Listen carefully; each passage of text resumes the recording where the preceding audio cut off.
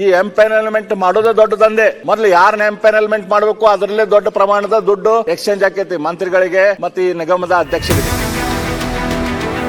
ನಾನು ಸದನದ ಗಮನ ಮತ್ತು ರಾಜ್ಯದ ಗಮನ ಈ ನಿಗಮಗಳ ವರ್ಕಿಂಗ್ ಹೆಂಗಿದೆ ಅದ್ರ ಬಗ್ಗೆ ನಿಮ್ಗೆ ತೊಗೊಂಬರಕ್ ಇಚ್ಛೆ ಪಡ್ತೇನೆ. ಮಾನ್ಯ ಅಧ್ಯಕ್ಷರೇ, ಈ ನಿಗಮಗಳಲ್ಲಿ ಅತಿ ಎಲ್ಲಾ ಕಡೆನೂ ನಿಗಮದಲ್ಲಿ ಇರೋದು ಒಂದು ಗಂಗಾ ಕಲ್ಯಾಣ ಯೋಜನೆ ಅಂತ. ಈ ಗಂಗಾ ಕಲ್ಯಾಣ ಯೋಜನೆ ಅಂತಂದ್ರ ಯಾರು ರೈತರು ಇರ್ತಾರ ಅವರಿಗೆ ಹೋಗಿ ಬೋರ್ವೆಲ್ ಹೊಡೆಯುವಂತ ಒಂದು ಯೋಜನೆ. ಇವತ್ತು ಯಾವ್ದ ನಿಗಮ ಇರ್ಲಿ ಅದರಲ್ಲಿ ಗಂಗಾ ಕಲ್ಯಾಣ ಯೋಜನೆ ತಗೊಂಡ್ಬರ್ತಾರೆ ಅಧಿಕಾರಿಗಳು. ಇವತ್ತು ಯಾವ್ದು ಬೇಕಾದ ಆ ಸಮಾಜದಲ್ಲಿ ರೈತರ ಆಧಾರ ಇಲ್ಲೋ ಅಂತಂದ್ರು ಕೂಡ ಆ ಯೋಜನೆಯನ್ನು ತೆಗೆದುಕೊಂಡು ಬರ್ತಾರೆ. ಎಂಪ್ಯಾನಲ್ಮೆಂಟ್ ಮಾಡ್ತಾರೆ. ಇಡೀ ರಾಜ್ಯದಲ್ಲಿ ಕೇವಲ 11 ಜನ ST ನಿಗಮದಿಂದ ಬೋರ್ ಹೊಡಿಲಿಕ್ಕೆ ಕೊಟ್ಟಿದ್ದಾರೆ. ಪರ್ ಫೀಟಿಗೆ 150 ರೂಪಾಯಿಗಿಂತ ಯಾರು ಕಡಿಮೆ ರೇಟಿಗೆ ಹೊಡಿಬಾರ್ದು, 200 ರೂಪಾಯಿಗಿಂತ ಯಾರು ಕಡಿಮೆ ರೇಟಿಗೆ ಹೊಡಿಬಾರ್ದು ಅಂತ ಹೇಳಿ ಒಂದು ಅಡ್ವರ್ಟೈಸ್ಮೆಂಟ್ ಇದೆ. ನಾವು ಇದನ್ನ SR ರೇಟ್ ಮಾಡ್ತೀವಿ ಅಂತ ಹೇಳ್ತಾರೆ. ಈ ಎಂಪ್ಯಾನಲ್ಮೆಂಟ್ ಮಾಡೋದೇ ದೊಡ್ಡ ದಂಧೆ. ಮೊದಲು ಯಾರನ್ನ ಎಂಪ್ಯಾನಲ್ಮೆಂಟ್ ಮಾಡಬೇಕು ಅದರಲ್ಲೇ ದೊಡ್ಡ ಪ್ರಮಾಣದ ದುಡ್ಡು ಎಕ್ಸ್ಚೇಂಜ್ ಆಕೈತಿ ಮಂತ್ರಿಗಳಿಗೆ ಮತ್ತೆ ಈ ನಿಗಮದ ಅಧ್ಯಕ್ಷರಿಗೆ. ನಮ್ ಕ್ಷೇತ್ರದಲ್ಲಿ 0 to 300 ಫೀಟ್ ST ನಿಗಮದವರು 207 ರೂಪಾಯಿ ಚಾರ್ಜ್ ಮಾಡ್ತಾರೆ. ಈಗ ಹೊರಗೆ ರೈತರು ಎಷ್ಟಕ್ಕೆ ಹೊಡಿತಾರ? ರೈತರು ನಾವಾಗೆ ಡೈರೆಕ್ಟ್ಲಿ